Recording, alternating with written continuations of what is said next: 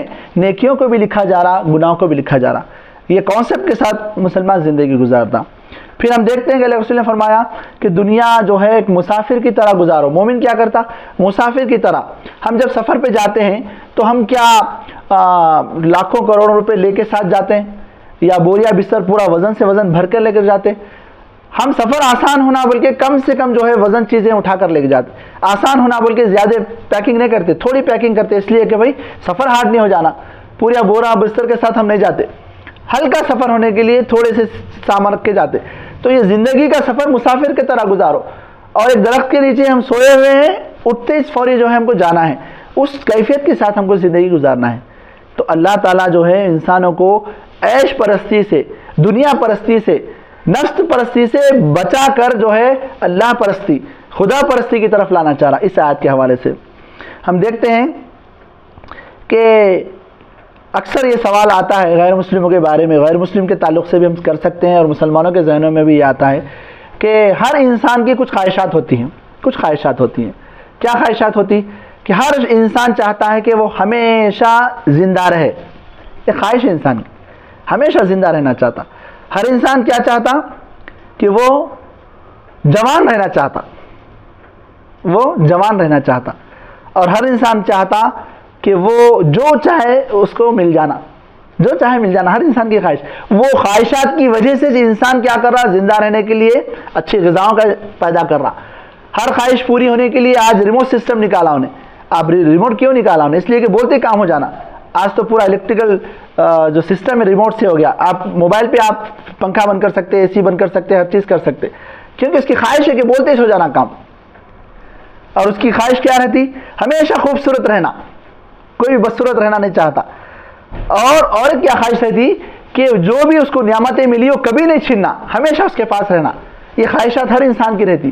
تو عزیز ساتھیوں, یہ پوری خواہشیں اللہ تعالیٰ جنت میں رکھے. ہمیشہ کی جوانی, ہمیشہ کی زندگی, ہمیشہ کی خوبصورتی, اور ہر خواہش پوری ہونے کی جگہ جنت ہے, دنیا نہیں ہے, دنیا نہیں ہے. تو ہم کو کیا کرنا چاہیے کہ وہ آنے والی جو دنیا ہے, آنے والا جو وقت ہے مرنے کے بعد کا, اس کے لیے ہم کو یہ خواہشیں پوری ہوتی ہیں. چند روزہ زندگی جو ہے ہم اللہ کی اطاعت میں گزارنا ہے. کوئی بڑا مسئلہ نہیں ہے. اللہ تعالیٰ کوئی اپنی 1 لاکھ سال 2 لاکھ سال کی زندگی نہیں رکھا. پہلے زمانے میں تو 400 سال 300 سال 500 سال 900 سال کی عمر ہوتی تھی, لمبا ٹائم ہوتا تھا. لیکن آج 60 سال 70 سال 80 سال 70 سال کا ہوگا تو ختم, وہ بہت ضعیف ہوگا سمجھ رہے. پہلے زمانے میں ایسا نہیں رہتا تھا. 70 سال کا تو بچہ کھیلنے والا رہتا تھا, 900 سال کی عمر رہتی تھی. لیکن آج 70 سال 80 سال کا بڈھا ہو جا رہا. تو بہت کم ٹائم ہے اور کام بہت زیادہ ہے. تو اس کو ہم کو مد نظر رکھنا چاہیے. اس کے بعد اللہ تعالیٰ فرما رہے ہیں کہ اور جو کچھ اللہ کے ہاں ہے وہ بہتر بھی ہے اور پائیدار بھی ہے. میں نے ابھی آپ کے سامنے کہا کہ اللہ کے پاس جو رکھا ہوا ہے وہ کیا ہے؟ بہتر بھی ہے اور پائیدار. جملہ دیکھیے آیت کے اندر اللہ تعالیٰ کیسے کیسے ایک پوائنٹس کو جو ہے انسانوں کے ذہن میں بٹھاتے ہیں. خالی بہتر ہے کافی تھا نا, لیکن بہتر بھی ہے کے ساتھ اللہ نے کہا کہ پائیدار ہے, مستقل ہے, ہمیشہ ملنے والا ہے. اگر خالی بہتر کہہ دیتے اللہ تعالیٰ تو انسان کے دل میں ایک سوال آتا کہ بھائی بہتر تو بول رہے لیکن پھر ٹیمپرری تو نہیں ہے, تھوڑے دن کے لیے رکھیں گے اللہ تعالیٰ, بعد میں پھر ہم کو نکالے تو کیسا؟ تو اللہ نے کہا کہ پائیدار ہے, ہمیشہ ہے. وہ زندگی کے لیے مجھے اور آپ کو تگ و دو کرنا ہے. تو اس کے لیے کیا کرنا ہے؟ اس کے لیے کچھ اللہ تعالیٰ یہاں پہ عمل بتائے. قرآن مجید کے اندر جب بھی جنت کا تذکرہ آتا ہے تو خالی سن لینے سے جنت نہیں ملتی. ملتی جنت؟ کچھ بھی نہیں ملتی. ایک بادشاہ کا واقعہ ہے کہ ایک بادشاہ کے پاس ایک شاعر آتا. شاعر آ کے کیا کرتا؟ بادشاہ کے دربار میں پورے لوگ بیٹھے ہوئے تھے, وزراء بیٹھے ہوئے ہیں, بڑے بڑے لوگ بیٹھے ہوئے, ان کے دربار میں جھکتے ادب سے سلام کرتے ہوئے آ کے بادشاہ کی تعریف کرتا. کیا کرتا؟ تعریف. بادشاہ آپ بہت اچھے ہیں, آپ بہت جنگجو ہیں, آپ بہت طاقتور ہیں. اب ایک شاعری, شاعر کا کام کیا ہے؟ شاعری کے بس آسمان پہ چڑھا دیا بادشاہ کو. تو جیسے وہ شعر کہتا کہ آپ بہت بہادر ہے تو بادشاہ کہتا کہ وہ باغ اس کا ہے. کس کا؟ وہ شاعر کا. یہ باغ اس کو دے دیا جائے. اب جذبات میں آپ جو ہے ایسے ہیں, خوبصورت ہے, جوان ہے, حسین ہے, اب جو بولے آپ بولتے رہتا, وہ باغ اس کو دے دیا جائے, وہ اس کو دے دیا جائے, وہ زمین اس کے نام لکھ دی جائے. جیسے ایک شعر کے اوپر وہ شاعر کو جو ہے بادشاہ عطا کرتے چلے جاتا. آپ بھی نہیں بولتا بھائی پورے شعر ختم ہو جاتے اس کے پاس، بادشاہ یعنی شاعر کے پاس. ہاں بہت ساری تعریف کر دیتا انہیں.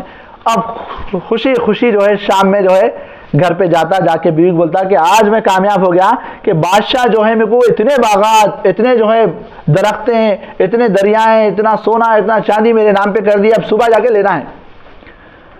اب بیوی بھی خوش، شاعر بھی خوش.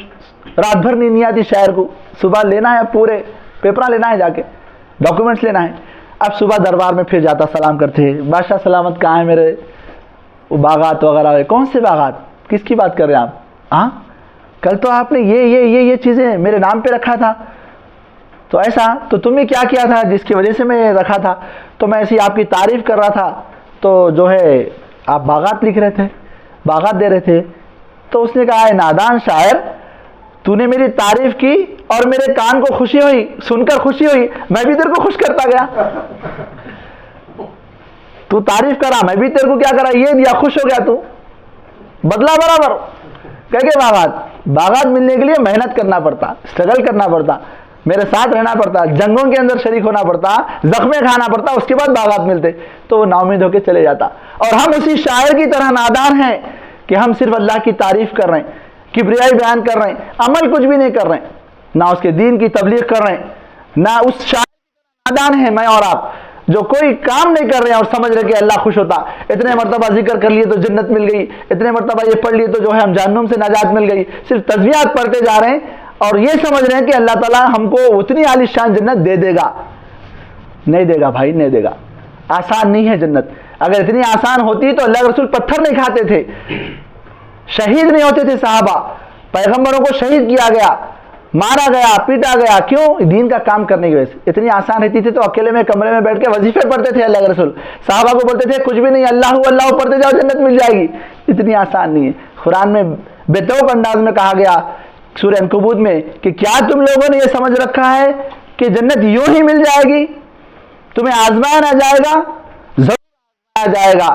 اتنا سخت آزمایا جائے گا کہ وقت کے پیغمبر چیخ اٹھیں گے کہ اللہ تیری مدد کب آئے گی. اس وقت آئے گی اللہ کی.